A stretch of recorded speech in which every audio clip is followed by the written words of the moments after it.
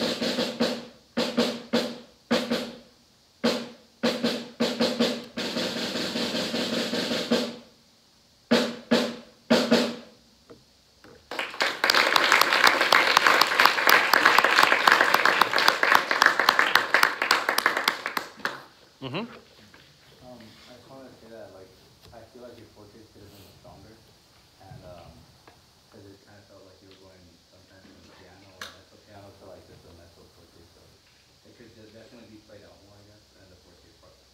Okay.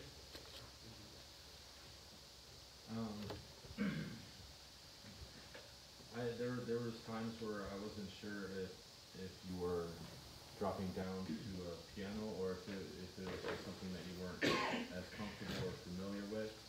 You know, maybe it was a section that you just like, oh, okay, like I don't know if it was a mess up or whatever because I know nothing about the drums. But it just kind of came off that way.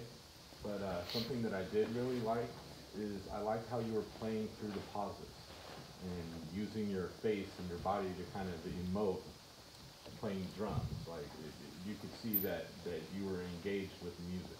So I really liked that. How many of you have heard that? Playing the pauses or something similar to that? The 13th note? Oh, I like that. The 13th note. Yeah. It's such an important part because it's so easy. It's so easy for audience members to check out or audition committee members to check out, right? And by being engaged all the time, you're helping the audience engage in what you're doing as well. Yeah. Other comments? Yes, Alana. I would say that it seems like you have a really strong sense of the rhythms and the beat that's happening, so it's really good. Sounds really technical right now, which is good. Practice going from the end of a line to the beginning of the next line, because I felt like you would pause, and I know mentally you're probably just like looking, and he's reading it really note for note right now, or it seems like you might be. Really just practice, getting that to flow together, like it's all one long line of music. Good. Other comments? Yeah. Just kind of playing off it, it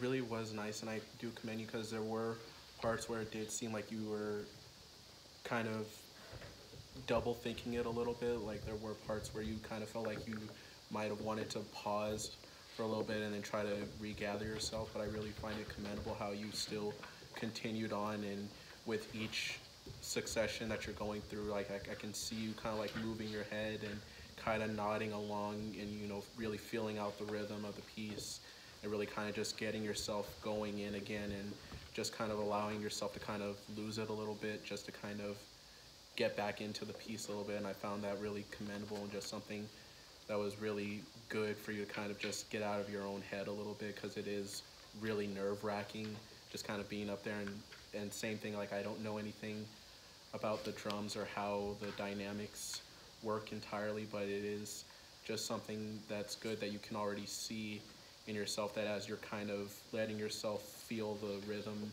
of what you're playing, you can kind of just let it go and just kind of have a little bit of fun with it, and still, you know, muscle through the piece. Yes. Before I start mine, what is it called when it's the note, the line on the stem? Okay, well, with, like the dotted quarter note rolls, I don't know if that was intentional, but like, a lot of them, like, especially for the dotted quarter notes, it felt like 3 separate, like, eighth note rolls, rather than one continuous dotted quarter roll. Well, we're going to address that in a little bit. Is there any other comments? Yes. What's your name? Michael Jan. That was a good job. Who's your favorite drummer? You know, I actually don't have one. I'm more of a mallet player, so. I guess I'd have to say Gary. There you go.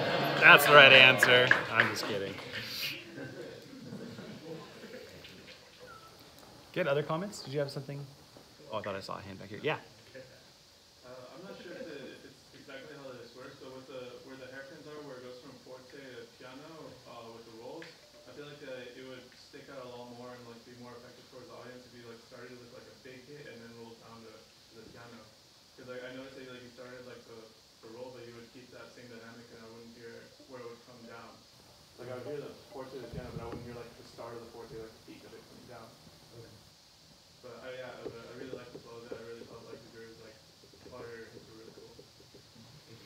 Yeah, so I don't know if you can all see me, but what I try to show is that when you're looking at dynamics, instead of thinking of crescendi looking like this, like what looks on the page, right? Or for you guys, it looks like this. Is that right? No, looks like that for you guys. Sorry. Is it actually should look something more like that, where you hold that low dynamic for a while and then you sort of expand at the end. And it really depends on what instrument you're playing or what your vocal range is, how much you should be doing that. The lower the instrument, the more flat you can be. The higher the instrument, the more explosive you need to be. The opposite is true for decrescendi, and we always forget that. Decrescendi are completely ignored all the time. We always want to get louder, right? That's the fun part. Decrescendi actually work the opposite, where you want to actually hold on to that high dynamic for a little bit and then slowly taper it off at the end. And that's something we always forget. We always want to go, bah, right? And just let it fall away completely. But that's actually not very effective, and it's a little misleading in terms of what it actually means musically. Much better if we can hold it for a little bit to explore that is a loud dynamic, and then shape it down. So why don't we try that, Michael? The third line, we have the da da da da da da da. Za za za za za za za. Let's do that, and let's make sure that we're holding that forte for a few notes, and then we decrescendo.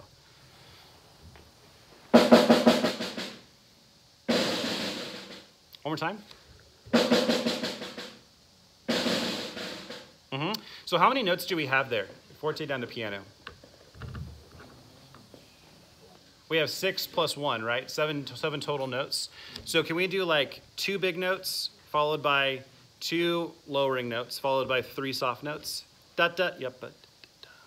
Really slow. Let's try it. Really slow. Again.